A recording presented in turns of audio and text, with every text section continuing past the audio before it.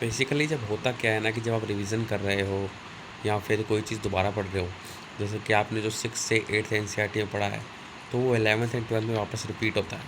तो जब आप 11th-12th को कवर कर रहे हो, तो अगर आपने 6th पढ़ी है तो आपको ये याद होना चाहिए कि आप ये 6th में आप चीज़ दोबारा पढ़ चुके हो, यानी पहले ही पढ़ चुके हो। जैसे कि 7th या 8th क्लास में जो धार्मिक आंदोलन आते हैं, उसके अंदर शंकराचार्य का नाम आता है, उसमें रामानुज का नाम आता है, उसमें वीर शैव आंदोलन के नाम आते हैं, अलवार आते हैं, नयनार आते हैं, काफ़ी और आंदोलन भी आते हैं जो सिखों के द्वारा शुरू किए गए थे दक्षिण भारत में, महाराष्ट्र में, चाहे वो नाथपंथी हों, तो ऐसे काफ़ी आंदोलन थे। अभी 11th-12th में जब वापस आएँगे, जैसे अभी शंकराचार्य के बारे में मैंने पढ़ा, तो ये माइंड में क्लिक हो जाना चाहिए कि मैंने पहले पढ़ा हुआ है। शंकराचार्य किस जो है सिद्धांत को मानते थे, ये अद्वैतवाद के थे, ये 8वीं सदी में इनका जन्म हुआ था, केरल में हुआ था, उनकी क्या धारणा थी, क्या ये मोक्ष को मानते थे, क्या रास्ता था। तो ये सारी चीज़ें क्लिक होनी चाहिए। तो रिवीजन ऐसा होना चाहिए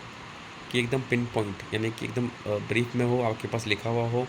और जब आप 11th का पढ़ रहे हो तो 6th की, तो ये एक आपस में लिंक्ड जो रिवीजन है, इसकी स्ट्रेटजी अपनानी चाहिए।